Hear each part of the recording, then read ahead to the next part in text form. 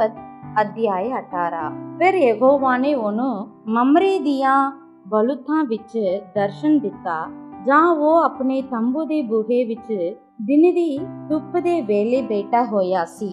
ਉਸਨੇ ਆਪਣੀਆਂ ਅੱਖਾਂ ਚੁੱਕ ਕੇ ਨਿਗਾਹ ਮਾਰੀ, ਔਰ ਵੇਖੋ, 3 ਮਨੁੱਖ ਉਹਦੇ ਸਾਹਮਣੇ ਖਲੋਤੇ ਸਨ, ਅਤੇ ਉਹਨਾਂ ਨੂੰ ਵੇਖਦੇ ਹੀ ਉਹ ਉਹਨਾਂ ਦੇ ਮਿਲਣ ਲਈ ਤੰਬੂ ਦੇ ਬੂਹਿਓਂ ਨਸਿਆ ਅਤੇ ਧਰਤੀ ਤੱਕ ਝੁਕਿਆ। ਉਸਨੇ ਆਖਿਆ, हे ਪ੍ਰਭੂ, ਜੇ ਮੇਰੇ ਉੱਤੇ ਤੇਰੀ ਕਿਰਪਾ ਦੀ ਨਿਗਾਹ ਹੋਈ ਹੈ ਤਾਂ ਆਪਣੇ ਦਾਸ ਦੇ ਕੋਲੋਂ ਚੱਲਿਆ ਨਾ ਜਾ। ਥੋੜਾ ਜਿਹਾ ਪਾਣੀ ਲਿਆਇਆ ਜਾਵੇ ਤਾਂ ਜੋ ਤੁਸੀਂ ਆਪਣੇ ਚਰਨ ਧੋ ਕੇ ਰੁੱਖ ਹੇਠ ਆਰਾਮ ਕਰੋ। ਮੈਂ ਥੋੜੀ ਜਿਹੀ ਰੋਟੀ ਵੀ ਲਿਆਉਂਦਾ ਹਾਂ, ਸੋ ਆਪਣੇ ਮਨਾਂ ਨੂੰ ਤ੍ਰਿਪਤ ਕਰੋ। ਫਿਰ ਤੁਸੀਂ ਅੱਗੇ ਲੰਘ ਜਾਈਓ, ਕਿਉਂਕਿ ਇਸ ਲਈ ਤੁਸੀਂ ਆਪਣੇ ਦਾਸ ਕੋਲ ਆਏ ਹੋ। ਤਾਂ ਉਹਨਾਂ ਨੇ ਆਖਿਆ, ਉਵੇਂ ਹੀ ਕਰ ਜਿਵੇਂ ਤੂੰ ਬੋਲਿਆ। ਤਦ ਅਬਰਾਹਮ ਨੇ ਸਾਰਾ ਕੋਲ ਤੰਬ ਵਿੱਚ ਛੇਤੀ ਜਾ ਕੇ ਆਖਿਆ, ਚੱਟ ਕਰ ਅਤੇ 3 ਮਾਪ ਮੈਦੇ ਗੁੰਨ ਕੇ ਫੁਲਕੇ ਪਕਾ। ਅਤੇ ਅਬਰਾਹਮ ਨੱਸ ਕੇ ਚੌਣ ਵਿੱਚ ਗਿਆ ਅਤੇ ਇੱਕ ਵੱਜਾ ਨਰਮ ਔਰ ਚੰਗਾ ਲੈ ਕੇ ਇੱਕ ਜਵਾਨ ਨੂੰ ਦਿੱਤਾ ਅਤੇ ਉਸਨੇ ਛੇਤੀ ਉਹਨੂੰ ਤਿਆਰ ਕੀਤਾ। ਫਿਰ ਉਸਨੇ ਦਹੀਂ ਔਰ ਦੁੱਧ ਔਰ ਉਹ ਵੱਜਾ ਜਿਹਨੂੰ ਉਸਨੇ ਤਿਆਰ ਕਰਵਾਇਆ ਸੀ ਲੈ ਕੇ ਉਹਨਾਂ ਦੇ ਅੱਗੇ ਪਰੋਸ ਦਿੱਤਾ, ਅਤੇ ਆਪ ਉਹਨਾਂ ਦੇ ਕੋਲ ਰੁੱਖ ਹੇਠ ਖੜਾ ਰਿਹਾ ਅਤੇ ਉਹਨਾਂ ਨੇ ਖਾਧਾ। ਫਿਰ ਉਹਨਾਂ ਨੇ ਉਹਨਾਂ ਨੂੰ ਆਖਿਆ, ਸਾਰਾ ਤੇਰੀ ਪਤਨੀ ਕਿੱਥੇ ਹੈ? ਉਸਨੇ ਆਖਿਆ, ਵੇਖੋ, ਤੰਬੂ ਵਿੱਚ ਹੈ। ਤਾਂ ਉਸਨੇ ਆਖਿਆ, ਮੈਂ ਜ਼ਰੂਰ ਬਾਹਰ ਦੀ ਰੁੱਤੇ ਤੇਰੇ ਕੋਲ ਮੁੜ ਆਵਾਂਗਾ, ਅਤੇ ਵੇਖ, ਸਾਰਾ ਤੇਰੀ ਪਤਨੀ ਪੁੱਤਰ ਜਨੇਗੀ। ਅਤੇ ਸਾਰਾ ਤੰਬੂ ਦੇ ਬੂਹੇ ਵਿੱਚ ਜਿਹੜਾ ਉਹਦੇ ਪਿੱਛੇ ਸੀ ਸੁਣ ਰਹੀ ਸੀ। ਅਬਰਾਹਮ ਔਰ ਸਾਰਾ ਬੁੱਢੇ ਔਰ ਵੱਡੀ ਉਮਰ ਦੇ ਸਨ, ਅਤੇ ਸਾਰਾ ਤੋਂ ਟੀਵੀ ਵਾਲੀ ਹਾਲਤ ਬੰਦ ਹੋ ਗਈ ਸੀ। ਤਾਂ ਸਾਰਾ ਆਪਣੇ ਮਨ ਵਿੱਚ ਹੱਸੀ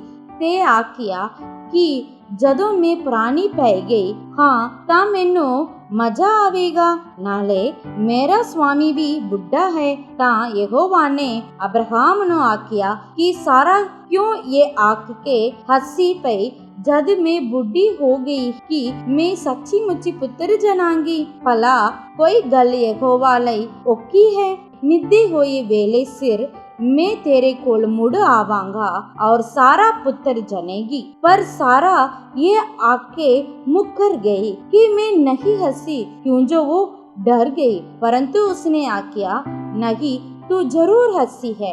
तद उन्ना मनका ने उत्तों उठ के सदोम वल मुंह कीता अते अब्राहम उन्ना दे राहे पाउन लई नाल तुर पिया।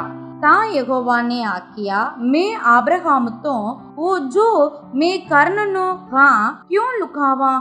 ਅਬਰਾਹਮ ਇੱਕ ਵੱਡੀ ਔਰ ਬਲਵੰਤ ਕੌਮ ਹੋਵੇਗਾ, ਔਰ ਧਰਤੀ ਦੀਆਂ ਸਾਰੀਆਂ ਕੌਮਾਂ ਉਸ ਤੋਂ ਬਰਕਤ ਪਾਉਣਗੀਆਂ, ਕਿਉਂਕਿ ਮੈਂ ਉਹਨੂੰ ਜਾਣ ਲਿਆ ਹੈ, ਤਾਂ ਜੋ ਉਹ ਆਪਣੇ ਪੁੱਤਰ ਨੂੰ ਔਰ ਆਪਣੇ ਘਰਾਣੇ ਨੂੰ ਆਪਣੇ ਪਿੱਛੇ ਆਗਿਆ ਦੇਵੇ, ਅਤੇ ਉਹ ਧਰਮ ਔਰ ਨਿਆਂ ਕਰਦੇ ਹੋਏ ਯਹੋਵਾ ਦੇ ਰਾਹ ਦੀ ਪਾਲਣਾ ਕਰਨ, ਅਤੇ ਯਹੋਵਾ ਅਬਰਾਹਮ ਲਈ ਜੋ ਕੁਝ ਉਹ ਉਸ ਦੇ ਸੰਬੰਧ ਵਿੱਚ ਬੋਲਿਆ ਹੈ ਪੂਰਾ ਕਰੇ। ਉਪਰੰਤ ਯਹੋਵਾ ਨੇ ਆਖਿਆ, ਸਦੋਮ ਔਰ ਅਮੋਰਾ ਦਾ ਰੋਲਾ ਬਹੁਤ ਵੱਧ ਗਿਆ ਹੈ, ਔਰ ਉਹਨਾਂ ਦਾ ਪਾਪ ਵੀ ਬਹੁਤ ਭਾਰੀ ਹੈ। ਤਾਂ ਮੈਂ ਉਤਰ ਕੇ ਵੇਖਾਂਗਾ ਕਿ ਉਹਨਾਂ ਨੇ ਉਸ ਰੋਲੇ ਅਨੁਸਾਰ ਜੋ ਮੇਰੇ ਕੋਲ ਆਇਆ ਹੈ ਸਭ ਕੁਝ ਕੀਤਾ ਹੈ, ਔਰ ਜੇ ਨਹੀਂ ਤਾਂ ਮੈਂ ਜਾਣਾਂਗਾ। ਤਾਂ ਉਹ ਮਨੁੱਖ ਉੱਤੋਂ ਮੁੜ ਕੇ ਸਦੋਮ ਵੱਲ ਤੁਰ ਪਏ, ਪਰ ਅਬਰਾਹਮ ਅਤੇ ਅਜੇ ਤੱਕ ਯਹੋਵਾ ਦੇ ਸਨਮੁਖ ਖਲੋਤਾ ਰਿਹਾ। ਤਾਂ ਅਬਰਾਹਮ ਨੇ ਨੇੜੇ ਹੋ ਕੇ ਆਖਿਆ ਕਿ ਤੂੰ ਧਰਮੀ ਨੂੰ ਕੁਧਰਮੀ ਨਾਲ ਨਾਸ ਕਰੇਗਾ?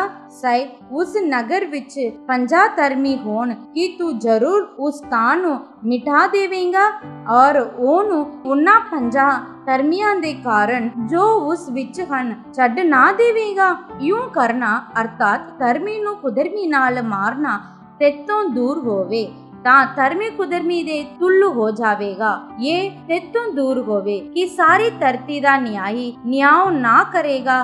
ਤਾਂ ਯਹੋਵਾ ਨੇ ਆਖਿਆ, ਜੇ ਸਦੂਮ ਵਿੱਚ 50 ਧਰਮੀ ਨਗਰ ਦੇ ਵਿਚਕਾਰ ਮੈਨੂੰ ਲੱਭਣ ਤਾਂ ਮੈਂ ਸਾਰੇ ਤਾਂ ਉਹਨਾਂ ਦੇ ਕਾਰਨ ਛੱਡ ਦਿਆਂਗਾ। ਫਿਰ ਅਬਰਾਹਮ ਉੱਤਰ ਦੇ ਕੇ ਆਖਿਆ, ਵੇਖ ਮੈਂ ਆਪਣੇ ਪ੍ਰਭੂ ਨਾਲ ਗੱਲ ਕਰਨ ਦਿਲੇਰੀ ਕੀਤੀ ਹੈ, ਭਾਵੇਂ ਮੈਂ ਤੂੜ ਔਰ ਕੇ ਹੀ ਹਾਂ। ਸ਼ਾਇਦ 50 ਧਰਮੀਆਂ ਵਿੱਚੋਂ 5 ਕੱਟ ਹੋਣ, ਕਿ ਉਹਨਾਂ 5 ਦੇ ਕਾਰਨ ਤੂੰ ਸਾਰਾ ਨਗਰ ਨਸ਼ਟ ਕਰੇਗਾ।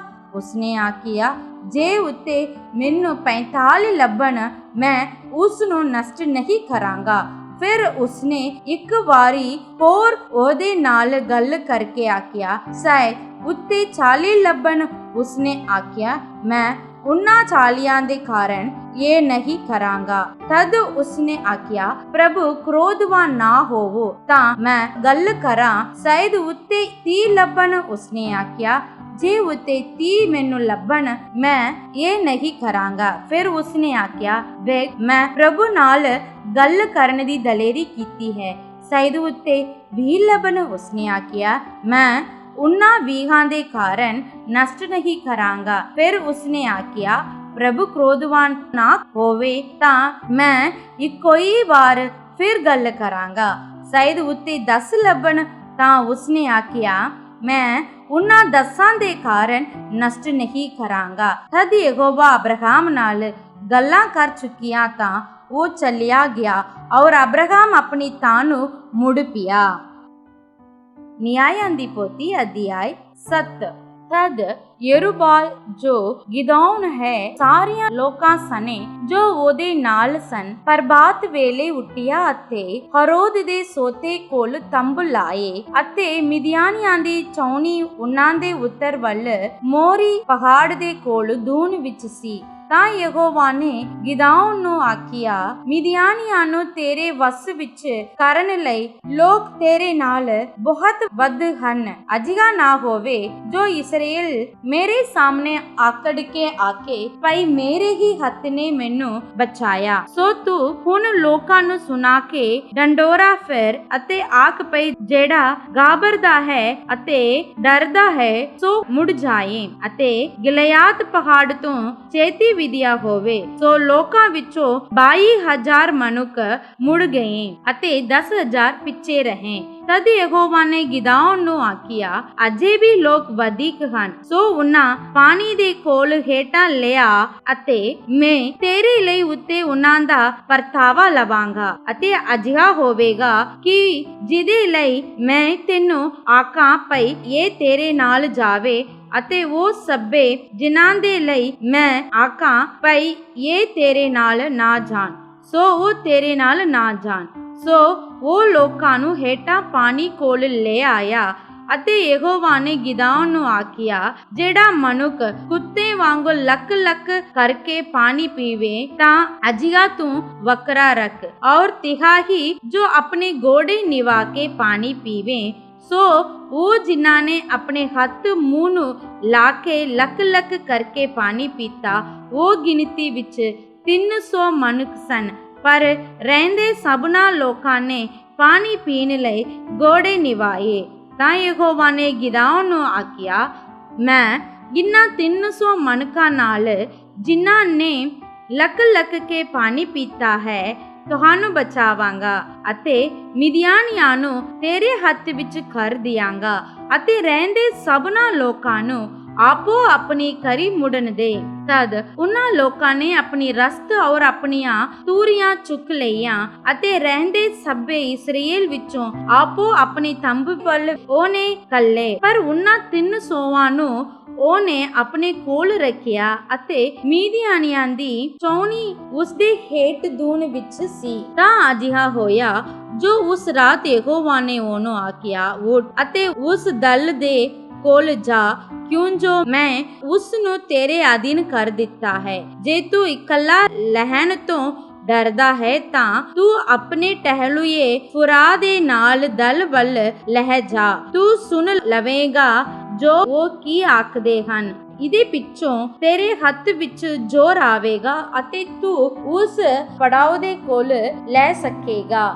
ਸੋ ਉਹ ਆਪਣੇ ਟਹਿਲਵਾ ਫੁਰਾਂ ਨੂੰ ਨਾਲ ਲੈ ਕੇ ਉਹਨਾਂ ਸਿਪਾਹੀਆਂ ਤੀਕਰ ਗਿਆ ਜਿਹੜੇ ਪੜਾਅ ਦੇ ਬੰਨੇ ਉੱਤੇ ਸਨ। ਮਿਦਿਆਨੀ ਔਰ ਅਮਲੇਕੀ ਅਤੇ ਪੂਰਬੀ ਲੋਕ ਦੂਨ ਦੇ ਵਿੱਚ ਟਿੱਡੀਆਂ ਵਾਂਗਰ ਢੇਰ ਸਾਰੇ ਪਏ ਸਨ ਅਤੇ ਉਹਨਾਂ ਦੇ ਊਠ ਸਮੁੰਦਰ ਦੇ ਕੰਢੇ ਦੀ ਰੇਤ ਵਰਗੇ ਅਣਗਿਣਤ ਸਨ। ਜਦ ਗਿਦੌਨ ਅੱਪੜਿਆ ਤਾਂ ਵੇਖੋ ਉੱਤੇ ਇੱਕ ਮਨੁੱਖ ਸੀ ਜੋ ਆਪਣੇ ਨਾਲ ਦੇ ਨੂੰ ਇੱਕ ਸੁਪਨਾ ਸੁਣਾਉਂਦਾ ਪਿਆ ਸੀ ਅਤੇ ਉਹਨੇ ਆਖਿਆ, ਵੇਖੋ ਮੈਂ ਇੱਕ ਸੁਪਨਾ ਡਿੱਠਾ ਹੈ ਭਈ ਜਵਾਨ ਦਾ ਇੱਕ ਫੁਲਕਾ ਮਿਦਿਆਨੀ ਡੇਰੇ ਵਿੱਚ ਰੜ ਆਇਆ ਅਤੇ ਇੱਕ ਤੰਬੂ ਨਾਲ ਆ ਲੱਗਾ ਔਰ ਉਸ ਤੰਬੂ ਨੂੰ ਅਜਿਹਾ ਮਾਰਿਆ ਜੋ ਉਹ ਡਿੱਗ ਪਿਆ ਅਤੇ ਮੂਧਾ ਕਰ ਸੁੱਟਿਆ। ਅਜਿਹਾ ਜੋ ਉਹ ਤੰਬੂ ਵਿੱਚ ਗਿਆ ਤਾਂ ਉਹਦੇ ਨਾਲ ਦੇ ਨੇ ਉੱਤਰ ਦੇ ਕੇ ਆਖਿਆ, ਯੋਆਸ਼ ਦੇ ਪੁੱਤਰ ਗਿਦੌਨ, ਇਸਰਾਏਲੀ ਮਨੁੱਖ ਦੀ ਤਲਵਾਰ ਕੋਲੋਂ ਹੋਰ ਇਹਦਾ ਕੋਈ ਅਰਥ ਨਹੀਂ। ਪਰਮੇਸ਼ਰ ਨੇ ਮਿਦਿਆਨ ਅਤੇ ਸਾਰੀ ਫੌਜ ਉਹਦੇ ਹੱਥ ਕਰ ਦਿੱਤੀ।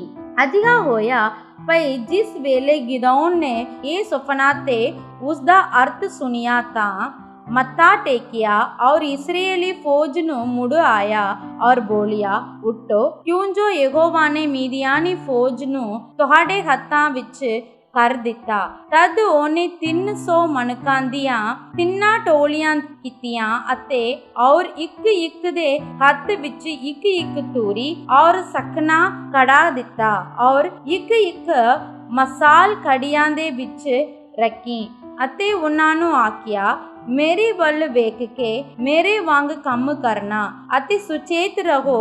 ਜਦ ਮੈਂ ਪੜਾਅ ਦੇ ਬੰਨੇ ਉੱਤੇ ਜਾ ਪਹੁੰਚਾਂ ਤਾਂ ਜੋ ਕੁਝ ਮੈਂ ਕਰਾਂ ਸੋ ਤੁਸੀਂ ਵੀ ਕਰਨਾ। ਜਦ ਮੈਂ ਅਤੇ ਉਹ ਸਭੇ ਜੋ ਮੇਰੇ ਨਾਲ ਦੇ ਹਨ ਤੁਰੀਆਂ ਵਜਾਈਏ ਤਾਂ ਤੁਸਾਂ ਸਭਨਾਂ ਨੇ ਵੀ ਪੜਾਅ ਦੀ ਸਭਨੀ ਬੰਨੀ ਤੂਰੀਆਂ ਵਜਾਉਣੀਆਂ ਅਤੇ ਇਹ ਜੈਕਾਰਾ ਬੁਲਾਵੋ, ਯਹੋਵਾ ਅਤੇ ਗਿਦੌਨ ਦੀ ਜੈ। ਉਪਰੰਤ ਗਿਦੌਨ ਅਤੇ ਉਹ 100 ਮਨੁੱਖ ਜੋ ਉਹਦੇ ਨਾਲ ਸਨ ਦੂਜੇ ਪਹਿਰੇ ਜੇ ਵੇਲੇ ਪੜਾਅ ਦੇ ਕੰਢੇ ਉੱਤੇ ਆਏ। ਉਸ ਵੇਲੇ ਪਹਿਰੇ ਅਜੇ ਹੁਣੇ ਬਦਲੇ ਸਨ ਤਾਂ ਉਹਨਾਂ ਨੇ ਤੂਰੀਆਂ ਵਜਾਈਆਂ ਅਤੇ ਉਹਨਾਂ ਕੜੀਆਂ ਨੂੰ ਜੋ ਉਹਨਾਂ ਦੇ ਹੱਥ ਵਿੱਚ ਸਨ ਭੰਨ ਸੁੱਟਿਆ ਅਤੇ ਉਹਨਾਂ 3 ਟੋਲੀਆਂ ਨੇ ਤੂਰੀਆਂ ਵਜਾਈਆਂ ਅਤੇ ਕੜੇ ਭੰਨ ਸੁੱਟੇ ਅਤੇ ਮਸਾਲਾ ਨੂੰ ਆਪਣੇ ਕੱਬੀਆਂ ਹੱਥਾਂ ਵਿੱਚ ਫੜ ਲਿੱਤਾ ਅਤੇ ਤੂਰੀਆਂ ਵਜਾਉਣ ਲਈ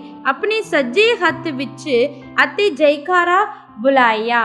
ਪਰਮੇਸ਼ਵਰ ਦੀ ਅਤੇ ਗਿਦੌਨ ਦੀ ਦੇਗ ਅਤੇ ਉਹਨਾਂ ਵਿੱਚ ਸਭ ਕੋਈ ਮਨੁੱਖ ਆਪੋ ਆਪਣੇ ਥਾਂ ਵਿੱਚ ਚੌਣੀ ਦੇ ਚੁਫੇਰੇ ਖਲੋਤਾ ਸੀ। ਤਦ ਸਾਰੀ ਫੌਜ ਦੌੜੀ ਅਤੇ ਡਾਡਾ ਮਾਰਦੀ ਭੱਜ ਨਿਕਲੀ। ਉਹਨਾਂ ਨੇ ਉਹ 300 ਤੂਰੀਆਂ ਵਜਾਈਆਂ ਅਤੇ ਯਹੋਵਾ ਨੇ ਸਭਨਾਂ ਦੀ ਤਲਵਾਰ ਉਹਨਾਂ ਦੇ ਨਾਲ ਦੀਆਂ ਅਤੇ ਸਾਰੀ ਫੌਜ ਉੱਤੇ ਚਲਵਾਈ ਅਤੇ ਫੌਜ ਪੇਤ ਸਿਟਾਨੋ ਸਰੇਰੇ ਦੀ ਵੱਲ ਅਬੇਲ ਮਹੋਲਾ ਤੀਕ ਜੋ ਟਬਾਤ ਕੋਲ ਹੈ ਭੱਜ ਗਏ। ਤਦ ਇਸਰਾਏਲੀ ਲੋਕ ਨਫਤਾਲੀ ਅਤੇ ਆਸੇਰ ਔਰ ਸਾਰੇ ਮਨਸਾ ਦੇ ਇਕੱਠੇ ਹੋ ਕੇ ਨਿਕਲੇ ਅਤੇ ਮਿਦਿਆਨੀਆਂ ਦੇ ਮਗਰ ਪਏ। ਤਾਂ ਗਿਦੌਨ ਨੇ ਇਫਰਾਇਮ ਦੇ ਸਾਰੇ ਪਹਾੜ ਵਿੱਚ ਹਲਕਾਰੇ ਕੱਲੇ ਅਤੇ ਆਖਿਆ, ਮਿਦਿਆਨੀਆਂ ਦਾ ਸਾਹਮਣਾ ਕਰਨ ਨੂੰ ਲਹਿਲ ਆਓ ਅਤੇ ਉਹਨਾਂ ਦੇ ਆਉਣ ਤੋਂ ਪਹਿਲਾਂ ਪਾਣੀਆਂ ਨੂੰ ਬੇਤ-ਬਾਰਾ ਤੋੜੀ ਅਤੇ ਯਰਦਨ ਨੂੰ ਮੱਲ ਲਵੋ। ਤਦ ਸਾਰੇ ਇਫਰਾਇਮੀਆਂ ਨੇ ਇਕੱਠੇ ਹੋ ਕੇ ਪਾਣੀਆਂ ਨੂੰ ਬੇਤ-ਬਾਰਾ ਅਤੇ ਯਰਦਨ ਤੋੜੀ ਮੱਲ ਲਿਆ ਅਤੇ ਉਹਨਾਂ ਨੇ ਮਿਦਿਆਨ ਦੀਆਂ 2 ਸਰਦਾਰਾਂ ਨੂੰ ਓਰੇਬ ਅਤੇ ਜ਼ੇਬ ਨੂੰ ਫੜਿਆ ਅਤੇ ਓਰੇਬ ਦੇ ਪੱਥਰ ਉੱਤੇ ਓਰੇਬ ਨੂੰ ਅਤੇ ਜ਼ੇਬ ਦੇ ਵੇਲ ਨੇ ਕੋਲ ਜ਼ੇਬ ਨੂੰ ਵੱਢ ਸੁੱਟਿਆ ਅਤੇ ਮਿਦਿਆਨ ਦੇ ਮਗਰ ਪਏ ਅਤੇ ਓਰੇਬ ਔਰ ਜ਼ੇਬ ਦੇ ਸਿਰ ਯਰਦਨ ਦੇ ਪਾਰ ਗਿਦੌਨ ਕੋਲ ਲੈ ਆਏ। ਨਿਆਂਇਆਂ ਦੀ ਪੋਥੀ ਅਧਿਆਇ 8। ਇਫਰਾਇਮ ਦੀਆਂ ਲੋਕਾਂ ਨੇ ਉਹਨੂੰ ਆਖਿਆ, ਤੇ ਸਾਡੇ ਨਾਲ ਇਹ ਕੀ ਕੀਤਾ?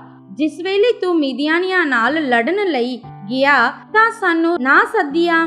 ਅਤੇ ਉਹਨਾਂ ਨੇ ਉਹਦੇ ਨਾਲ ਡਾਢਾ ਝਗੜਾ ਕੀਤਾ। ਤਾਂ ਉਹਨੇ ਉਹਨਾਂ ਨੂੰ ਆਖਿਆ, ਹੁਣ ਮੈਂ ਤੁਹਾਡੇ ਸਮਾਨ ਕੀ ਕੀਤਾ ਹੈ?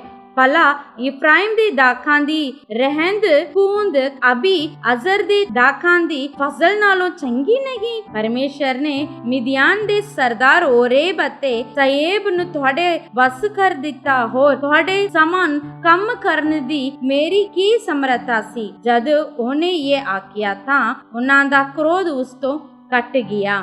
ਗਿਦੌਨ ਯਰਦਨ ਕੋਲ ਆਇਆ ਅਤੇ ਉਹ 300 ਆਪਣੇ ਨਾਲ ਦੀਆਂ ਸਨੇ ਪਾਰ ਲੰਘਿਆ। ਉਹ ਹੁਸੇ ਹੋਏ ਤਾਂ ਸਨ ਪਰ ਮਗਰ ਲੱਗੀ ਗਏ। ਤਦ ਉਹਨੇ ਸਕੋਤ ਦੀਆਂ ਲੋਕਾਂ ਨੂੰ ਆਖਿਆ, ਭਾਈ ਜਿਹੜੇ ਮੇਰੇ ਨਾਲ ਹਨ ਇਨ੍ਹਾਂ ਲੋਕਾਂ ਨੂੰ ਰੋਟੀਆਂ ਦਿਓ, ਕਿਉਂ ਜੋ ਇਹ ਹੁਸੇ ਹੋਏ ਹਨ ਅਤੇ ਮੈਂ ਮਿਦਿਆਨ ਦੀਆਂ ਦੋਹਾਂ ਰਾਜਿਆਂ ਜਬਾ ਅਤੇ ਸਲਮੁਨਾ ਦੇ ਮਗਰ ਪਿਆ ਹੋਇਆ ਹਾਂ। ਤਾਂ ਸੁਕੋਤ ਦੀਆਂ ਸਰਦਾਰਾਂ ਨੇ ਆਖਿਆ, ਭਲਾ ਜਬਾ ਅਤੇ ਸਲਮੁਨਾ ਦੇ ਹੱਥ ਅਜੇ ਤੇਰੇ ਹੱਥਾਂ ਵਿੱਚ ਆ ਗਏ ਹਨ ਜੋ ਅਸੀਂ ਤੇਰੇ ਫੌਜ ਨੂੰ ਰੋਟੀਆਂ ਦੇਈਏ?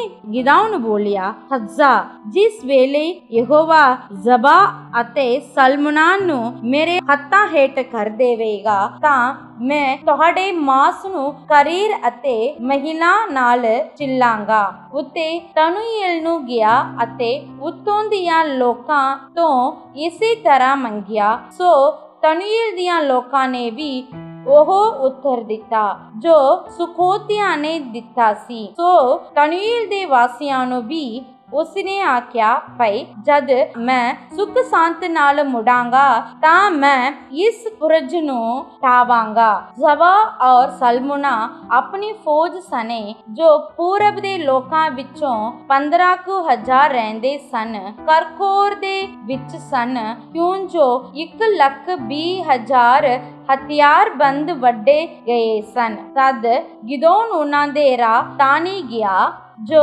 ਨੋਬਾ ਅਤੇ ਯਾਗਬਾ ਦੇ ਛੜਦੇ ਰੁੱਖ ਤੰਬੂ ਦੇ ਵਿੱਚ ਰਹਿੰਦੇ ਸਨ ਅਤੇ ਉਸ ਦਲ ਨੂੰ ਮਾਰਿਆ, ਕਿਉਂ ਜੋ ਉਹ ਦਲ ਨਚਿੰਤ ਸੀ। ਅਤੇ ਜਬਾ ਅਤੇ ਸਲਮੁਨਾ ਭੱਜੇ ਔਰ ਉਹ ਉਹਨਾਂ ਦੇ ਮਗਰ ਪਿਆ ਅਤੇ ਉਹਨਾਂ ਮਿਦਿਆਨੀ ਰਾਜਿਆਂ ਜਬਾ ਅਤੇ ਸਲਮੁਨਾ ਨੂੰ ਫੜਿਆ ਔਰ ਸਾਰੀ ਫੌਜ ਨੂੰ ਹਰਾ ਦਿੱਤਾ।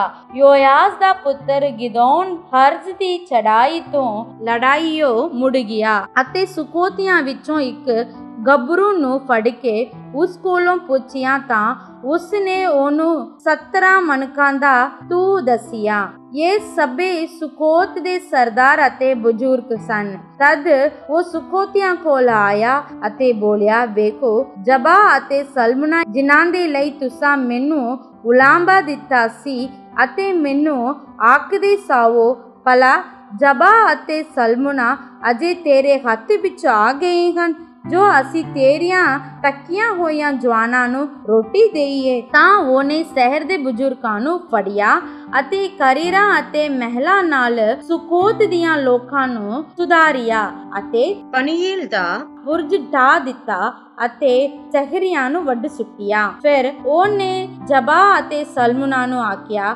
ਭਾਈ ਜਿਨ੍ਹਾਂ ਨੂੰ ਤੁਸਾਂ ਦਬੋਰ ਵਿੱਚ ਵੱਢਿਆ ਸੀ ਉਹ ਲੋਕ ਕਿਹੋ ਜਿਹੇ ਸਨ?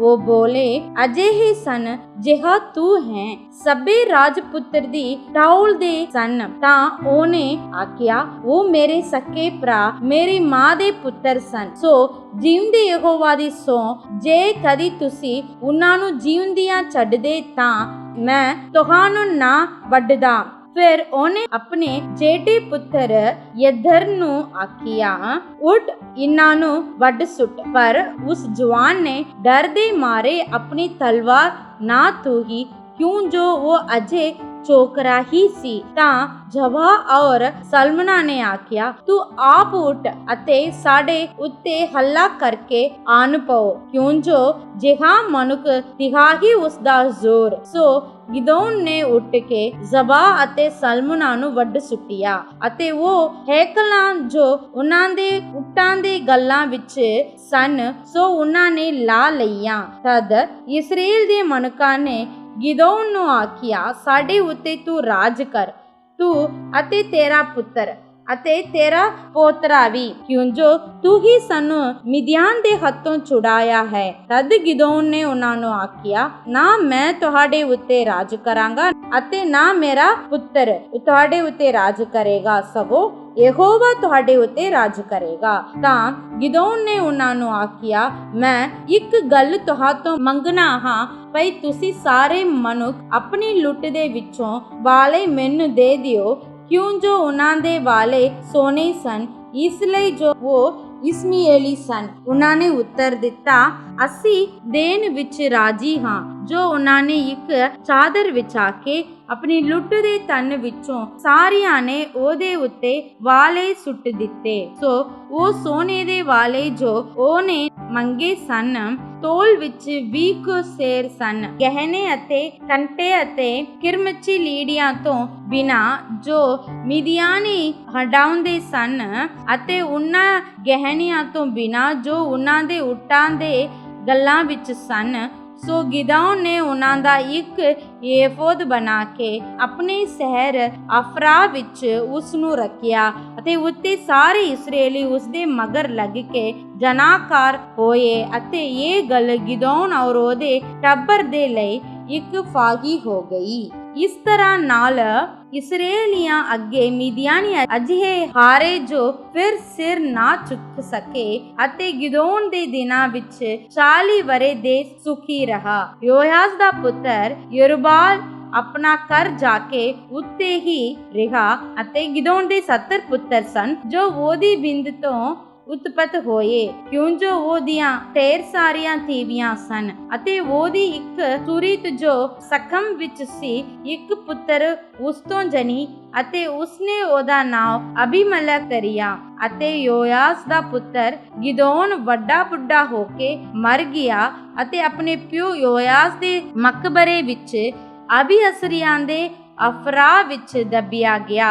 ਅਤੇ ਅਜਿਹਾ ਹੋਇਆ ਜੋ ਗਿਦੋਨ ਦੇ ਮਰਨ ਦੇ ਮਗਰੋਂ ਹੀ ਇਸਰਾਏਲੀ ਮੁੜ ਗਏ ਅਤੇ ਬਾਲਾਂ ਦੇ ਮਗਰ ਲੱਗਦੇ ਜਨਾਕਾਰ ਹੋਏ, ਅਤੇ ਬਾਲ ਬਰੀਤ ਨੂੰ ਆਪਣੀ ਦੇਵਤੇ ਥਾਪ ਲਿਆ। ਐਉਂ ਇਸਰਾਏਲੀਆਂ ਨੇ ਯਹੋਵਾ ਆਪਣੇ ਪਰਮੇਸ਼ਰ ਨੂੰ ਨਾ ਚੇਤੇ ਕੀਤਾ, ਜਿਸ ਨੇ ਉਹਨਾਂ ਨੂੰ ਛੁਫੇਰਿਓਂ ਉਹਨਾਂ ਦੇ ਵੇਰੀਆਂ ਦੇ ਹੱਥੋਂ ਛੁਡਾਇਆ ਸੀ। ਨਾ ਉਹਨਾਂ ਨੇ ਯਰੁਬਾਲ ਅਰਥਾਤ ਗਿਦੋਨ ਦੇ ਘਰ ਉੱਤੇ ਉਹਨਾਂ ਸਭਨਾ ਭਲਾਈਆਂ ਦੇ ਬਦਲੇ ਜੋ ਉਹਨੇ ਇਸਰਾਏਲੀਆਂ ਨਾਲ ਕੀਤੀਆਂ ਸਨ, ਦਇਆ ਕੀਤੀ।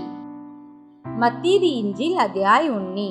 ਇਉਂ ਹੋਇਆ ਕਿ ਜਾਂ ਯਿਸੂ ਇਹ ਗੱਲਾਂ ਕਰ ਹਟਿਆ ਤਾਂ ਗਲੀਲ ਤੋਂ ਚਲਿਆ ਗਿਆ, ਯਰਦਨ ਦੇ ਪਾਰ ਯਹੂਦੀਆਂ ਦੀਆਂ ਹੱਦਾਂ ਵਿੱਚ ਆਇਆ, ਅਤੇ ਬਹੁਤ ਸਾਰੇ ਲੋਕ ਉਹਦੇ ਪਿੱਛੇ ਹੋ ਤੁਰੇ, ਔਰ ਉਸਨੇ ਉੱਤੇ ਉਹਨਾਂ ਨੂੰ ਚੰਗਾ ਕੀਤਾ। ਫਰੀਸੀ ਉਹਦੇ ਪਰਤਾਉਣ ਲਈ ਉਹਦੇ ਕੋਲ ਆਣ ਕੇ ਬੋਲੇ, ਕੀ ਮਨੁੱਖ ਨੂੰ ਇਹ ਯੋਗ ਹੈ ਜੋ ਕਿਸੇ ਗੱਲੇ ਆਪਣੀ ਤੀਵੀ ਨੂੰ ਤਿਆਗ ਦੇਵੇ? ਉਸਨੇ ਉੱਤਰ ਦਿੱਤਾ, ਕੀ ਤੁਸਾਂ ਇਹ ਨਹੀਂ ਪੜ੍ਹਿਆ ਭਈ ਜਿਸਨੇ ਉਹਨਾਂ ਨੂੰ ਬਣਾਇਆ ਉਹਨੇ ਮੁੱਢੋਂ ਉਹਨਾਂ ਨੂੰ ਨਰ ਅਤੇ ਨਾਰੀ ਬਣਾਇਆ। ਇਹ ਕਿਹਾ, ਜੇ ਇਸ ਲਈ ਮਰਦ ਆਪਣੇ ਮਾਪੇ ਛੱਡ ਕੇ ਆਪਣੀ ਤੀਵੀ ਨਾਲ ਮਿਲਿਆ ਰਹੇਗਾ ਅਤੇ ਉਹ ਦੋਵੇਂ ਇੱਕ ਸਰੀਰ ਹੋਣਗੇ। ਸੋ ਹੁਣ ਉਹ ਦੋ ਨਹੀਂ ਬਲਕਨ ਇੱਕੋ ਸਰੀਰ ਹਨ। ਸੋ ਜੋ ਕੁਝ ਪਰਮੇਸ਼ਰ ਨੇ ਜੋੜ ਦਿੱਤਾ ਹੈ ਉਹਨੂੰ ਮਨੁੱਖ ਅੱਡ ਨਾ ਕਰੇ। ਉਹਨਾਂ ਨੇ ਉਸ ਨੂੰ ਆਖਿਆ, ਫਿਰ ਮੂਸਾ ਨੇ ਕਿਉਂ ਤਿਆਗ ਪੱਤਰ ਦੇਣ ਅਤੇ ਉਹਨੂੰ ਤਿਆਗਣ ਦੀ ਆਗਿਆ ਦਿੱਤੀ? ਉਸਨੇ ਉਹਨਾਂ ਨੂੰ ਕਿਹਾ, ਮੂਸਾ ਨੇ ਤੁਹਾਡੀ ਸਖਤ ਦਿਲੀ ਕਰਕੇ ਤੁਹਾਨੂੰ ਆਪਣੀਆਂ ਤੀਵੀਆਂ ਤਿਆਗਣ ਦੀ ਪ੍ਰਵਾਨਗੀ ਦਿੱਤੀ, ਪਰ ਮੁੱਢੋਂ ਅਜਿਹਾ ਨਾ ਸੀ। ਪਰ ਮੈਂ ਤੁਹਾਨੂੰ ਆਖਦਾ ਹਾਂ ਭਈ ਜੋ ਕੋਈ ਆਪਣੀ ਤੀਵੀ ਨੂੰ ਬਿਨਾਂ ਹਰਾਮਕਾਰੀ ਦੇ ਕਿਸੇ ਹੋਰ ਕਾਰਨ ਤੋਂ ਤਿਆਗ ਦੇਵੇ ਅਤੇ ਦੂਜੀ ਨਾਲ ਵਿਆਹ ਕਰੇ, ਸੋ ਜਨਾ ਕਰਦਾ ਹੈ। ਚੇਲਿਆਂ ਨੇ ਉਹਨੂੰ ਕਿਹਾ, ਜੇ ਤੀਵੀ ਨਾਲ ਮਨੁੱਖ ਦਾ ਇਹ ਹਾਲ ਹੈ ਤਾਂ ਵਿਆਹ ਕਰਨਾ ਹੀ ਅੱਛਾ ਨਹੀਂ। ਪਰ ਉਸਨੇ ਉਹਨਾਂ ਨੂੰ ਆਖਿਆ, ਇਸ ਗੱਲ ਨੂੰ ਸਭ ਲੋਕ ਕਬੂਲ ਨਹੀਂ ਕਰਦੇ, ਪਰ ਉਹ ਜਿਨ੍ਹਾਂ ਨੂੰ ਬਖਸ਼ਿਆ ਗਿਆ, ਕਿਉਂਕਿ ਅਜਿਹੇ ਖੁਸਰੇ ਹਨ ਜਿਹੜੇ ਮਾਂ ਦੀ ਕੁੱਖੋਂ ਇਸੇ ਤਰ੍ਹਾਂ ਜੰਮੇ, ਅਤੇ ਅਜਿਹੇ ਖੁਸਰੇ ਹਨ ਜਿਹੜੇ ਮਨੁੱਖਾਂ ਦੇ ਖੁਸਰੇ ਕੀਤੇ ਹੋਏ ਹਨ, ਅਤੇ ਅਜਿਹੇ ਖੁਸਰੇ ਹਨ ਕਿ ਜਿਨ੍ਹਾਂ ਨੇ ਸਵਰਗ ਦੇ ਰਾਜ ਦੇ ਕਾਰਨ ਆਪਣੇ ਆਪ ਨੂੰ ਖੁਸਰੇ ਕੀਤਾ ਹੈ। ਜਿਹੜਾ ਕਬੂਲ ਕਰ ਸਕਦਾ ਹੈ ਉਹ ਕਬੂਲ ਕਰੇ। ਤਦ ਛੋਟੇ ਬਾਲਕਾਂ ਨੂੰ ਉਹਦੇ ਕੋਲ ਲਿਆਏ ਤਾਂ ਜੋ ਉਹਨਾਂ ਉੱਤੇ ਹੱਥ ਰੱਖ ਕੇ ਪ੍ਰਾਰਥਨਾ ਕਰੇ, ਪਰ ਚੇਲਿਆਂ ਨੇ ਉਹਨਾਂ ਨੂੰ ਝਿੜਕਿਆ। ਤਦ ਯਿਸੂ ਨੇ ਆਖਿਆ, ਬਾਲਕਾਂ ਨੂੰ ਕੁਝ ਨਾ ਆਖੋ ਔਰ ਉਹਨਾਂ ਨੂੰ ਮੇਰੇ ਕੋਲ ਆਉਣ ਤੋਂ ਨਾ ਵਰਜੋ, ਕਿਉਂਜੋ ਸਵਰਗ ਦਾ ਰਾਜ ਇਹੋ ਜਿਹਿਆਂ ਦਾ ਹੈ। ਅਤੇ ਉਹ ਉਹਨਾਂ ਉੱਤੇ ਹੱਥ ਰੱਖ ਕੇ ਉੱਤੋਂ ਚੱਲਿਆ ਗਿਆ। ਤਾਂ ਵੇਖੋ, ਇੱਕ ਜਣੇ ਨੇ ਉਹਦੇ ਕੋਲੋਂ ਆਣ ਕੇ ਕਿਹਾ, ਗੁਰੂ ਜੀ, ਮੈਂ ਕਿਹੜਾ ਭਲਾ ਕੰਮ ਕਰਾਂ ਜੋ ਮੈਨੂੰ ਸਦੀਵਕ ਜੀਵਨ ਮਿਲੇ? ਉਸਨੇ ਉਹਨਾਂ ਨੂੰ ਆਖਿਆ, ਤੂੰ ਭਲਾਈ ਦੇ ਵਿਕੇ ਮੈਨੂੰ ਕਿਉਂ ਪੁੱਛਦਾ ਹੈ? ਭਲਾ ਤਾਂ ਇੱਕੋ ਹੀ ਹੈ, ਪਰ ਜੇ ਤੂੰ ਜੀਵਨ ਵਿੱਚ ਵੜਨਾ ਚਾਹੁੰਦਾ ਹੈ ਤਾਂ ਹੁਕਮਾਂ ਨੂੰ ਮੰਨ। ਉਸਨੇ ਉਹਨੂੰ ਆਖਿਆ, ਕਿਹੜੇ ਹੁਕਮ?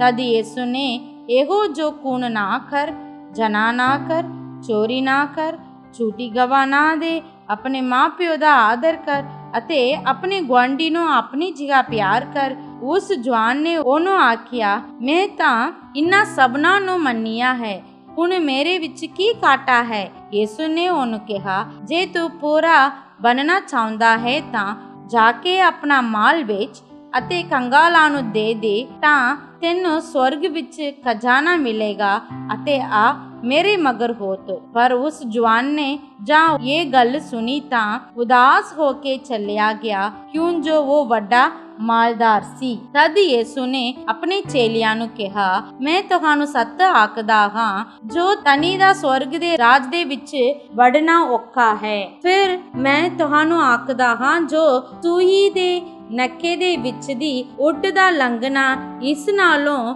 ਸੁਖਾਲਾ ਹੈ, ਜੋ ਧਨੀ ਮਨੁੱਖ ਪਰਮੇਸ਼ਰ ਦੇ ਰਾਜ ਵਿੱਚ ਵੜੇ। ਅਤੇ ਚੇਲੇ ਇਹ ਸੁਣ ਕੇ ਵੱਡੇ ਹੈਰਾਨ ਹੋਏ ਅਤੇ ਬੋਲੇ, ਫਿਰ ਕਿਹਦੀ ਮੁਕਤੀ ਹੋ ਸਕਦੀ? ਤਦ ਯਿਸੂ ਨੇ ਉਹਨਾਂ ਵੱਲ ਵੇਖ ਕੇ ਉਹਨਾਂ ਨੂੰ ਕਿਹਾ, ਇਹ ਮਨੁੱਖ ਤੋਂ ਅਣਹੋਣਾ ਹੈ, ਪਰ ਪਰਮੇਸ਼ਰ ਤੋਂ ਸਭ ਕੁਝ ਹੋ ਸਕਦਾ ਹੈ। ਤਦ ਪਤਰਸ ਨੇ ਉਹਨੂੰ ਉੱਤਰ ਦਿੱਤਾ, ਵੇਖ, ਅਸੀਂ ਸਭੋ ਕੁਝ ਛੱਡ ਕੇ ਤੇਰੇ ਮਗਰ ਹੋ ਤੁਰੇ ਹਾਂ, ਫਿਰ ਸਾਨੂੰ ਕੀ ਲੱਭੂ? ਯਿਸੂ ਨੇ ਉਹਨਾਂ ਨੂੰ ਕਿਹਾ, ਮੈਂ ਤੁਹਾਨੂੰ ਸੱਚ ਆਖਦਾ ਹਾਂ, ਭਈ ਜਦ ਮਨੁੱਖ ਦਾ ਪੁੱਤਰ ਨਵੀਂ ਸ੍ਰਿਸ਼ਟੀ ਵਿੱਚ ਆਪਣੀ ਤੇਜ ਦੇ ਸਿੰਘਾਸਨ ਉੱਤੇ ਬੈਠੇਗਾ, ਤਦ ਤੁਸੀਂ ਵੀ ਜੋ ਮੇਰੇ ਮਗਰ ਹੋ ਤੁਰੇ ਹੋ 12 ਸਿੰਘਾਸਨਾਂ ਉੱਤੇ ਬੈਠੋਗੇ ਅਤੇ ਇਸਰਾਏਲੀਆਂ ਦੀਆਂ 12 ਗੋਤਾਂ ਦਾ ਨਿਆਂ ਕਰੋਗੇ। ਅਤੇ ਹਰ ਕੋਈ ਜਿਨੇ ਘਰਾਂ ਜਾਂ ਭਾਈਆਂ ਜਾਂ ਭੈਣਾਂ ਜਾਂ ਪਿਓ ਜਾਂ ਮਾਂ ਜਾਂ ਬਾਲ ਬੱਚਿਆਂ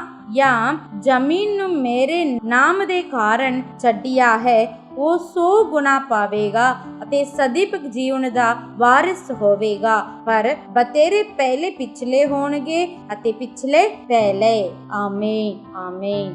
ਸਭਨਾਂ ਨੂੰ ਪਿਆਰ ਭਰੀ ਜੈ ਮਸੀਹ ਦੀ। ਅੱਜ ਜੋ ਆਪਾਂ ਵਚਨ ਪੜ੍ਹਿਆ ਸੀ ਉਸ ਵਿੱਚੋਂ ਕੁਝ ਗੱਲਾਂ ਨੂੰ ਧਿਆਨ ਕਰਾਂਗੇ। ਉਤਪਤੀ ਦੀ ਕਿਤਾਬ ਅਧਿਆਇ 18। ਇਸ ਵਿੱਚ ਆਪਾਂ ਵੇਖਦੇ ਹਾਂ, ਯਹੋਵਾ ਪਰਮੇਸ਼ਰ ਆਪਣੇ ਦੂਤਾਂ ਸਣੇ ਅਬਰਾਹਮ ਕੋਲ ਦਰਸ਼ਨ ਦੇ ਰਿਹਾ। ਅਬਰਾਹਮ ਉਹਨਾਂ ਦੀ ਸੇਵਾ ਕਰਦਾ। ਉਸ ਤੋਂ ਬਾਅਦ ਯਹੋਵਾ ਪਰਮੇਸ਼ਰ ਆਪਣੇ ਵਾਅਦਾ ਨੂੰ ਪੱਕਾ ਕਰਦਾ ਅਤੇ ਕਹਿੰਦਾ, ਮੈਂ ਤੁਹਾਡੇ ਕੋਲ ਦੁਬਾਰਾ ਆਵਾਂਗਾ, ਉਦੋਂ ਤੇਰੀ ਪਤਨੀ ਸਾਰਾਈ ਕੋਲ ਇੱਕ ਪੁੱਤਰ ਹੋਵੇਗਾ। ਸੋ ਇਹਨਾਂ ਗੱਲਾਂ ਦੇ ਮਗਰੋਂ ਯਹੋਵਾ ਪਰਮੇਸ਼ਰ ਆਖਦਾ ਹੈ ਕਿ ਮੈਂ ਸਦੋਮ ਅਤੇ ਅਮਰਾ ਲਈ ਜੋ ਕਰਨ ਜਾਂਦਾ ਹਾਂ, ਉਸ ਨੂੰ ਮੈਂ ਅਬਰਾਹਮ ਤੋਂ ਨਾ ਲੁਕਾਵਾਂ, ਤਾਂ ਕਿ ਅਬਰਾਹਮ ਉਹਨਾਂ ਗੱਲਾਂ ਨੂੰ ਜਾਣੇ ਅਤੇ ਉਹ ਆਉਣ ਵਾਲੀ ਪੀੜ੍ਹੀ ਨੂੰ ਮੇਰੇ ਅਣਖੀ ਪ੍ਰਤੀ ਸਿਖਾਵੇ। ਸੋ ਉਹ ਅਬਰਾਹਮ ਕੋਲ ਆਖਦਾ ਹੈ ਕਿ ਸਦੋਮ ਅਤੇ ਅਮਰਾ ਦੀ ਰੌਲਾ ਦੇ ਕਾਰਨ ਉਸ ਨੂੰ ਨਾਸ ਕਰਨ ਲਈ ਮੈਂ ਜਾਂਦਾ ਹਾਂ। ਤਾਂ ਅਬਰਾਹਮ ਪਰਮੇਸ਼ਰ ਕੋਲੋਂ ਇਹ ਪੁੱਛਦਾ, ਜੇ ਉੱਤੇ 50 ਧਰਮੀ ਹੋਣ ਕੀ ਤੂੰ ਉਹਨਾਂ ਨੂੰ ਕੁਦਰਮੀਆਂ ਨਾਲ ਮਾਰ ਦੇਵੇਗਾ? ਤਾਂ ਪਰਮੇਸ਼ਰ ਕਹਿੰਦਾ, ਉੱਤੇ 50 ਧਰਮੀ ਹੋਣ ਜ਼ਰੂਰ ਮੈਂ ਉਸ ਦੇਸ਼ ਨੂੰ ਨਹੀਂ ਨਾਸ ਕਰਾਂਗਾ। ਫਿਰ ਉਹ ਪੁੱਛਦਾ, ਜੇ ਉੱਤੇ 45 ਹੋਣ? ਫਿਰ ਯਹੋਵਾ ਪਰਮੇਸ਼ਰ ਕਹਿੰਦਾ, ਜੇ ਉੱਤੇ 45 ਹੋਣ ਤਾਂ ਵੀ ਨਹੀਂ ਨਾਸ ਕਰਾਂਗਾ। ਇਸੇ ਪ੍ਰਕਾਰ ਅਬਰਾਹਮ ਪੁੱਛਦਾ ਆਖਰੀ ਦੇ ਵਿੱਚ ਇਹ ਪੁੱਛਦਾ, ਜੇ ਉੱਤੇ 10 ਧਰਮੀ ਹੋਣ? ਤਾਂ ਪ੍ਰਭੂ ਕਹਿੰਦਾ, ਜੇ ਉੱਤੇ 10 ਧਰਮੀ ਹੋਣ ਤਾਂ ਵੀ ਮੈਂ ਉਹਨਾਂ ਨੂੰ ਨਾਸ ਨਹੀਂ ਕਰਾਂਗਾ। ਸੋ ਇਹਨਾਂ ਗੱਲਾਂ ਦੇ ਰਾਹੀਂ ਆਪਾਂ ਜਾਣਦੇ ਹਾਂ, ਆਪਾਂ ਬਹੁਤ ਸਾਰੀਆਂ ਕੰਮਾਂ ਕਰਦੇ ਹਾਂ, ਉਸ ਵਿੱਚ ਥੋੜਾ ਬਹੁਤ ਵੀ ਪਰਮੇਸ਼ਰ ਦੇ ਲਈ ਕੁਝ ਗੱਲਾਂ ਮਨ ਪਾਉਣੀਆਂ ਹੋਣ ਤਾਂ ਪਰਮੇਸ਼ਰ ਆਪਣੀ ਜ਼ਿੰਦਗੀ ਨੂੰ ਵਿਪਤਾ ਵਿੱਚ, ਮੁਸੀਬਤ ਦੇ ਵਿੱਚ ਨਹੀਂ ਪਾਉਂਦਾ। ਸੋ ਇਸੇ ਪ੍ਰਕਾਰ ਆਪਾਂ ਵੇਖਦੇ ਹਾਂ ਨਿਆਂਇਆਂ ਦੀ ਪੋਥੀ ਅਧਿਆਇ 7। ਗਿਦੋਨ ਪ੍ਰਭੂ ਦੇ ਲੋਕਾਂ ਨੂੰ ਉਹਨਾਂ ਮਿਦਿਆਨੀਆਂ ਦੇ ਹੱਥੋਂ ਛੁਡਾਉਣ ਲਈ ਪ੍ਰਭੂ ਦੀ ਆਗਿਆ ਅਨੁਸਾਰ ਜਾਂਦਾ ਅਤੇ 32,000 ਲੋਕ ਉਹਦੇ ਨਾਲ ਜਾਂਦੇ। ਪਰ ਪ੍ਰਭੂ ਕਹਿੰਦਾ, ਇਹ ਵਾਧੂ ਨੇ, ਤਾਂ ਤੂੰ ਇਹਨਾਂ ਦੇ ਵਿੱਚੋਂ ਜੇ ਕੋਈ ਡਰਦਾ ਹੋਵੇ ਉਹਨੂੰ ਕੀ ਕਰੋ, ਵਾਪਸ ਆਪਣੇ ਤੰਬੂ ਦੇ ਵਿੱਚ ਭੇਜੋ। ਤਾਂ जिस प्रकार यहोवा परमेश्वर आज्ञा दिता, उसे प्रकार गिदोन करदा। डरने वाले 22,000 लोग उस अपने तंबू दे वल मुड़ जाते। इस तो बाद 10,000 जन रह जाते। फिर प्रभु कहता, ये भी बद्दू ने, इन्हां विच जिन्हों मैं तेरे नाल चलन लई आज्ञा देवांगा वही तेरे नाल चलन। फिर इसे प्रकार प्रभु कटा के आखिरी दे विच 300 गिदोन नाल उस मिदियानी लोकां नाल लड़न लई जांदे। लड़ाई गिदोन नहीं करदा, पर उत्ते आपां वेखदे हां लड़ाई परमेश्वर करदा है अते उत्ते गिदोन जित प्राप्त करदा है। हाँ प्रभु दे प्यारियो, प्रभु परमेश्वर थोड़े या वधु उस गिनती दे विच वो ध्यान नहीं रखदा, पर जे वो अपने लोकां दी सहायता करना चाहया तां वो थोड़े अनु भी रख के बड़े बड़े कामां नूं कर सकदागा।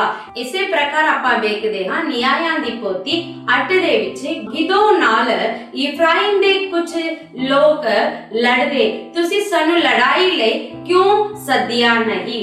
उरे गिदोन इफ्राइम दे लोकां नूं कहंदा, तुसी तां जद मैं कहा सी तुसी नाल दी नाल मिदियान दे 2 सरदारां ओबेर अते जएब नूं जानो मार दिते, उस तो नाल वड्डा जित जेड़ा मैं कर लिया। इस गल नूं सुन के इफ्राइम शांत हो गए। इस तो मगरों आपां वेखदे हां गिदोन पनीएल अते सुखोत दे लोकां कोल जा रिया ताकि जेड़े ओदे नाल लड़ाई दे विच शामिल होए सीगे वो गुस्से पए सी, उन्हां तो रोटी लेके खवावे। पर वो लोग ओनू इस प्रकार कहंदे कि तेरे हत्थ दे विच सलमुना अते ज़बा आ चुके ताकि असी तेरे गुस्से होए बंदियां नूं रोटी देईए। तां गिदोन कहंदा, जिस दिन वो दोनों मेरे हत्थां विच आउणगे उदों मैं तुहानू अते तुहाडे बुरजां नूं मैं की करांगा, नाश करांगा। सो इसे प्रकार जद वो जांदे सलमुना अते जबा गिदोन दे हत्थ विच मर जांदे। उस तो बाद वो सुखोत अते पनीएल दे लोकां कोले बदला लेंदा होया वेखदे हां। इस तो बाद आपां वेखदे हां गिदोन जित प्राप्त करने तो बाद एक बहुत बड़ी गल जो नहीं करना चाहिए सी वो करदा। लोकां तो सोना मंग के उस तो एक एफोद बनाया। एफोद दे मगर लोग चल के परमेश्वर दे खिलाफ मत्था टेकने लगे। सो ये गल गिदोन अते ओदे वंश लई फाही बन गई। अपने आखिरी दिनां दे विच प्रभु तो दूर हो गया। तो प्रभु कहंदा, जिन्ना चिर तुसी मेरा पीछा करदे हो उदे विच कोई मतलब नहीं, पर तुसी जिन्ना कि मेरे वफादार रहने हो। तो प्रभु चाहता है कि आपां ओदे विच सदा वफादार रहे, मरण तोड़ी ओदे लई वफादार रहे। इसे प्रकार आपां वेखदे हां मत्ती दी इंजील अध्याय 19 ਦੇ ਵਿੱਚ ਯਹੋਵਾ ਪਰਮੇਸ਼ਰ ਕੋਲ ਕੁਝ ਲੋਕ ਗ੍ਰੰਥੀ ਆਉਂਦੇ ਅਤੇ ਪੁੱਛਦੇ ਕਿ ਤਿਆਗ ਪੱਤਰੀ ਦੇ ਕੇ ਪਤਨੀ ਨੂੰ ਛੱਡਣ ਲਈ ਮੂਸਾ ਨੇ ਕਹਿ ਰੱਖਿਆ, ਇਸ ਵਿੱਚ ਤੇਰੀ ਸੋਚ ਕੀ ਹੈ? ਤਾਂ ਪਰਮੇਸ਼ਰ ਕਹਿੰਦਾ ਤਿਆਗ ਪੱਤਰੀ ਦੇ ਕੇ ਪਤਨੀ ਨੂੰ ਛੱਡਣਾ ਨਹੀਂ ਚਾਹੀਦਾ, ਕਿਉਂਕਿ ਮੁੱਢੋਂ ਪਰਮੇਸ਼ਰ ਨੇ ਪਤੀ ਪਤਨੀ ਬਣਾ ਕੇ ਹੀ ਭੇਜਿਆ ਹੈ। ਜਿਨ੍ਹਾਂ ਨੂੰ ਪਰਮੇਸ਼ਰ ਨੇ ਜੋੜਿਆ ਉਹਨਾਂ ਨੂੰ ਅਲੱਗ ਕਰਨਾ ਨਹੀਂ ਚਾਹੀਦਾ।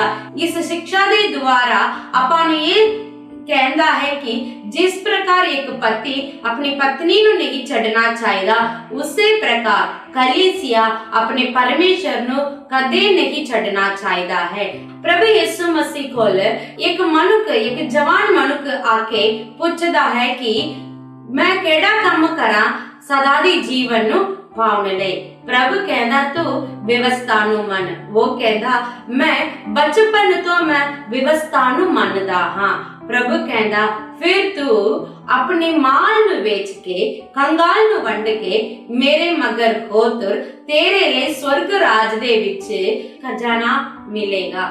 ਸੋ ਉਹ ਤਨੀ ਹੋਣ ਦੇ ਕਾਰਨ, ਉਹਦੀ ਮਨ ਤਨ ਦੇ ਉੱਤੇ ਲੱਗਣ ਦੇ ਕਾਰਨ ਉਹਨੇ ਉਦਾਸ ਹੋ ਕੇ ਪ੍ਰਭੂ ਤੋਂ ਵਾਪਸ ਚਲਾ ਗਿਆ। ਸੋ ਪ੍ਰਭੂ ਦੇ ਪਿਆਰਿਓ, ਪ੍ਰਭੂ ਇਸ ਵਿੱਚੋਂ ਸਿਖਾਉਂਦਾ ਹੈ ਉਹ ਬਚਪਨ ਤੋਂ ਵਿਵਸਥਾ ਨੂੰ ਮੰਨਦਾ, ਫਿਰ ਵੀ ਉਹਦਾ ਮਨ ਜੋ ਹੈ ਪ੍ਰਭੂ ਵੱਲ ਨਹੀਂ ਹੈ, ਉਹਦਾ ਮਨ ਤਨ ਵੱਲ ਸੀ।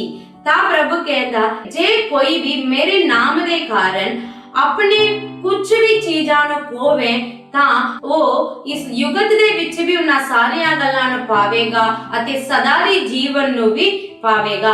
ਸੋ ਪ੍ਰਭੂ ਇਹਨਾਂ ਸਾਰੇ ਅਧਿਆਇ ਦੇ ਦੁਆਰਾ ਆਪਾਂ ਨੂੰ ਕਹਿੰਦਾ ਹੈ ਕਿ ਆਪਾਂ ਜਿੰਨਾ ਚਿਰ ਪ੍ਰਭੂ ਨੂੰ ਪਾਲਦੇ ਹਾਂ, ਜਿੰਨਾ ਚਿਰ ਆਪਾਂ ਪ੍ਰਭੂ ਦੇ ਪਿੱਛਾ ਕਰਦੇ ਹਾਂ, ਉਸ ਵਿੱਚ ਕੋਈ ਗੱਲ ਨਹੀਂ ਬਣਦੀ, ਪਰ ਆਪਾਂ ਕਿੱਦਾਂ ਪ੍ਰਭੂ ਨੂੰ ਪਾਲਦੇ ਹਾਂ ਉਸੇ ਵਿੱਚ ਹੀ ਪ੍ਰਭੂ ਨਾਲ ਆਪਣੀ ਗੱਲ ਬਣਦੀ ਹੈ। ਤਾਂ ਪ੍ਰਭੂ ਕਹਿੰਦਾ ਪਹਿਲਾ ਪਿਛਲੇ ਹੋ ਜਾਣਗੇ, ਪਿਛਲੇ ਪਹਿਲੇ ਹੋ ਜਾਣਗੇ। ਹਾਂ ਪ੍ਰਭੂ ਦੇ ਪਿਆਰਿਓ, ਜੇ ਆਪਾਂ ਆਖਰੀ ਤੱਕ ਪ੍ਰਭੂ ਦੇ ਵਿੱਚ, ਵਿਸ਼ਵਾਸ ਦੇ ਵਿੱਚ, ਨੇਚਾ ਦੇ ਵਿੱਚ ਦ੍ਰਿੜ ਰਹੇ ਤਾਂ ਆਪਾਂ ਸਭ ਕੁਝ ਪ੍ਰਭੂ ਵੱਲੋਂ ਪਾਵਾਂਗੇ। ਪ੍ਰਭੂ ਇਹਨਾਂ ਵਚਨਾਂ ਦੇ ਦੁਆਰਾ ਤੁਹਾਨੂੰ ਆਸੀਸ ਦੇਵੇ। ਜੈ ਮਸੀਹ ਦੀ। God bless you.